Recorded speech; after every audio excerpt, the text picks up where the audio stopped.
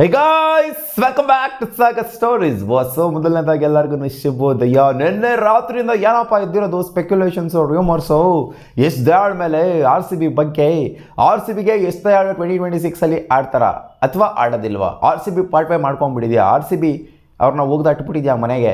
ಬೇಡ ಆಗೋರು ನೀನು, ಉತ್ತರ ಪ್ರದೇಶ ಅವ್ರು ಅಟ್ಬಿಡ್ತಲ್ಲ, ಉತ್ತರ ಪ್ರದೇಶ ಲೀಗ್ನ ಆಡ್ಸೋದಕ್ಕೆ ಬಿಡಲಿಲ್ವಲ್ಲ.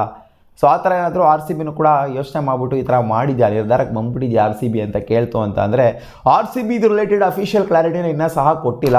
ಬಟ್ ಆದರೆ ಇವಾಗ RCB ಫ್ಯಾನ್ಸ್ಗಳಿಗೆ ಸೃಷ್ಟಿ ಆಗ್ತಿರೋಂಥ ಡೌಟ್ಸ್ಗಳೇನಿದ್ದಾವೆ, ಸೊ ಈ ಡೌಟ್ಸ್ಗಳು ಇದಕ್ಕೆ ರೀಸನ್ ಆಗಿದೆ ಅಂತ ಹೇಳಬೇಕು. ಹೌದು, ಈ ಥರ ಸ್ಪೆಕ್ಯುಲೇಷನ್ಸ್ಗಳು, ರ್ಯೂಮರ್ಸ್ಗಳು ಸ್ಪ್ರೆಡ್ ಆಗೋದಕ್ಕೆ ನಿನ್ನೆಯಿಂದ ಸ್ಪ್ರೆಡ್ ಆಗ್ತಾ ಇರೋಂಥದಕ್ಕೆ ಅಫಿಷಿಯಲ್ ಕನ್ಫರ್ಮೇಷನ್ ಇಲ್ಲಿ ಎಷ್ಟಾಳು ಕೊಟ್ಟಿಲ್ಲ, ಈ ಕಡೆಯಿಂದ RCBನೂ ಕೂಡ ಕೊಟ್ಟಿಲ್ಲ. ನಾವು ಕ್ಲಾರಿಟಿಗೆ ಬರೋದಕ್ಕಾಗೋದಿಲ್ಲ, RCB ಇಲ್ಲಿ ಪಾರ್ಟ್ ವೇ ಮಾಡ್ಕೊಂಡ್ಬಿಟ್ಟಿದೆ ಅಂತ.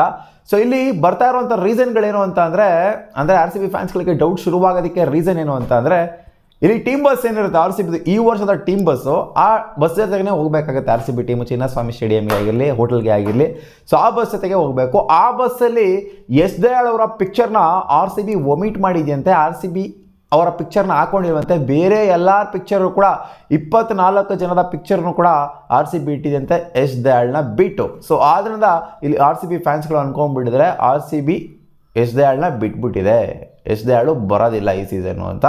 ಬಟ್ ಎಸ್ ದಯಾಳ್ ಅವರು ಆ ಒಂದು ಇಂಡಿಯನ್ ಫ್ಲಾಗ್ನ ಹಿಡ್ಕೊಂಡು ಜೊತೆಗೆ RCB ಜರ್ಸಿನ ಹಾಕೊಂಡು ರೀಸೆಂಟಾಗಿ ಒಂದು ವಿಡಿಯೋನ ಬಿಟ್ಟಿದ್ರು, ಒಂದು ಸ್ವಲ್ಪ ತಿಂಗಳ ಹಿಂದೆ. ನೋಡಿದ್ರ ಅಂತ ಅಂದ್ಕೊಂಡಿದ್ದೀನಿ. ಆ ವಿಡಿಯೋದಲ್ಲಿ RCB ಜರ್ಸಿನೇ ಹಾಕ್ಕೊಂಡಿದ್ರು. ಒಂಥರ ನೋಡ್ತು ಅಂತಂದರೆ RCBಗೆ ಒಂದು ಸ್ವಲ್ಪ ಲಾಯಲ್ ಆಗಿದ್ದಾರೆ ಅಂತ ಅನ್ನಿಸ್ತಿದೆ. 5 ಕೋಟಿ ಕೊಟ್ಬಿಟ್ಟು ಮತ್ತೆ ರಿಟೈನ್ನ ಮಾಡ್ಕೊಂಡಿದ್ರು. RCB ಒಂದು ವೇಳೆ ಪಾರ್ಟ್ ವೇ ಮಾಡ್ಕೊಳೋದಾಗಿತ್ತು ಅಂತಂದರೆ, ಅವ್ರನ್ನ ಬಿಟ್ಬಿಡೋದಾಗಿತ್ತು ಅಂತಂದಿದ್ರೆ RCB ಮುಂಚೆನೇ ಬಿಡ್ಬೋದಾಗಿತ್ತು. ಯಾಕೆಂದರೆ ಅವ್ರ ಮೇಲೆ ಕೇಸ್ ಇರೋದು, ನಡೀತಾ ಇರೋದು ಕೋರ್ಟಲ್ಲಿ, ಅದ್ಯಾರಿಗೂ ಗೊತ್ತಿರೋವಂಥ ವಿಚಾರನೇ. ಇದು 2025 ಇಂದನೂ ಕೂಡ ಆಗ್ತಾಯಿದೆ. ಸೇನ್ ಇದು 2026 ಆಗಿಲ್ಲ, ಇದು ಏನು ಆಕ್ಷನ್ ಆದ ನಂತರ ಏನಾಗಿಲ್ಲ ಇದು. ಸೊ ಆಕ್ಷನ್ಗಿನ ಮುಂಚೆನೇ ಇದು ಕೇಸಲ್ಲಿ ಇದ್ದರು ಇವರು. 2 ಕೇಸ್ ಇವ್ರ ಮೇಲೆ ನಡೀತಾ ಇದೆ. ಒಂದು ಪೋಸ್ಕೋ, ಒಂದು ಮೈನರ್ ಹುಡುಗಿನ ಅದು ಇದು ಮಾಡಿರೋದು, ಜಾಸ್ತಿ ಎಕ್ಸ್ಪ್ಲೇನ್ ಮಾಡೋದಕ್ಕಾಗಲ್ಲ, ಅರ್ಥ ಮಾಡ್ಕೊಳ್ಳಿ.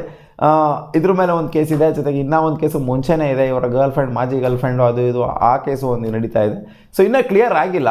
ರಾಜಸ್ಥಾನ್ ಕೋರ್ಟ್ ಏನೋ ಅವರಿಗೆ ಬೈಲ್ನ ಕೊಟ್ಟಿತ್ತು ಜನವರಿಲಿ. ಸೊ ಅವಾಗ ಸ್ವಲ್ಪ ನೆಮ್ಮದಿಯಾಗಿದ್ದರು. ಸೊ ಇವಾಗ ರೀಸೆಂಟಾಗಿ ಬೇರೆ ಒಂದು ಮದುವೆ ಬೇರೆ ಆಗಿದ್ದಾರೆ ಎಸ್ ದಯಾಳ್ ಅವರು, ಶ್ವೇತಾ ಅನ್ನೋರನ್ನ ಮದುವೆ ಆಗಿದ್ದಾರೆ, ಕಾಂಟೆಂಟ್ ಕ್ರಿಯೇಟರ್ನ. ಸೊ ಅವರು ಶೇರ್ ಮಾಡ್ತಾ ಇದ್ದಾರೆ.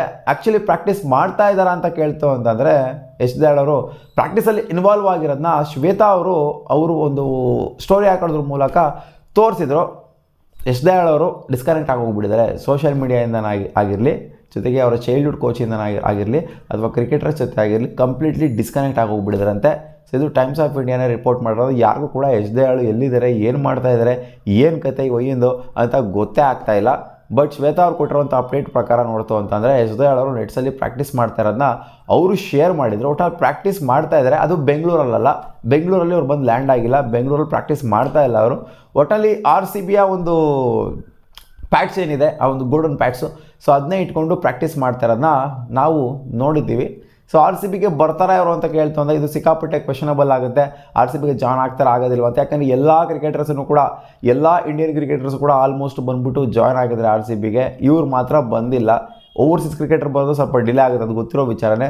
ಬಟ್ ಇಂಡಿಯನ್ ಕ್ರಿಕೆಟರ್ಸು ಆಲ್ಮೋಸ್ಟ್ ಎಲ್ಲರೂ ಬಂದ್ಬಿಟ್ಟು ಜಾಯ್ನ್ ಆಗಿರಬೇಕಾದ್ರೆ ಇವ್ರು ಬಂದಿಲ್ಲ ಅಂತಂದರೆ ನಮಗೆ ಕ್ವೆಶನ್ ಅರೈಸ್ ಆಗೇ ಆಗುತ್ತೆ. ಏನು ಆ್ಯಕ್ಟಿವ್ ಆಗಿ ಕ್ರಿಕೆಟು ಕೂಡ ಆಡ್ತಾ ಇಲ್ಲ, ಅವ್ರು ಎಲ್ಲೂ ಕೂಡ ಆಡ್ತಾ ಇಲ್ಲ, ಏನಕ್ಕೆ ಬಂದ್ಬಿಟ್ಟು ಜಾಯ್ನ್ ಆಗಿಲ್ಲ ಅಂತ ಕ್ವೆಶನ್ ಬರುತ್ತೆ. ಆ್ಯಂಡ್ ಟೀಮ್ ಬಸ್ಸಲ್ಲಿ ಇವರ ಒಂದು ಫೋಟೋ ರಿಮೂವ್ ಆಗಿರೋದೇನಿದೆ, ಸೊ ಇದು ಖಂಡಿತ ಡೌಟ್ಸ್ಗಳು ಅರೈಸ್ ಆಗುತ್ತೆ ಫ್ಯಾನ್ಸ್ಗಳಿಗೆ.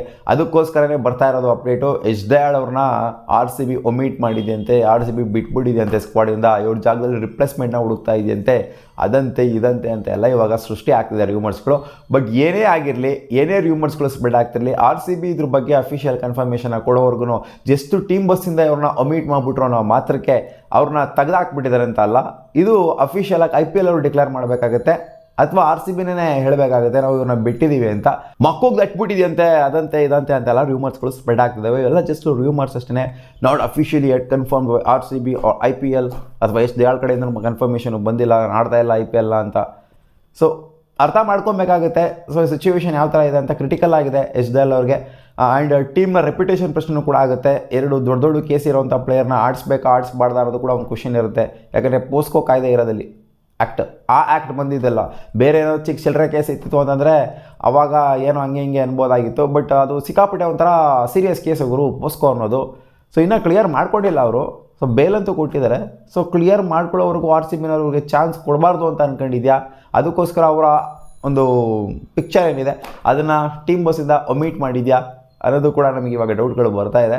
ಸೊ ನೋಡೋಣ, ಈ ಡೌಟ್ ರಿಲೇಟೆಡು ಆರ್ ಸಿ ಬಿನ ಕ್ಲಾರಿಟಿ ಕೊಡಬೇಕು. ಬಟ್ ಇವಾಗ ಬರ್ತಿರೋವಂಥ ಸದ್ಯದ ಮಾಹಿತಿ ಏನು ಅಂತಂದರೆ ಯಶ್ ದಯಾಳ್ ಅವ್ರನ್ನ ಆರ್ ಸಿ ಬಿ ಬಿಟ್ಟಿದೆ, ಅದಕ್ಕೆ ಅವ್ರು ಬಂದಿಲ್ಲ ಅಂತಲೇ ಬರ್ತಾ ಇರೋದು. ಸೊ ನೋಡೋಣ ಬರ್ತಾರಾ ಬರೋದಿಲ್ವ ಅಂತ. ಮತ್ತೆ ಸಿಗುವ ಮುಂದಿನ ವಿಡಿಯೋದಲ್ಲಿ ಗಾಯ್ಸ್ ನಿಮ್ಮ ಅನಿಸಿಕೆ ಏನು?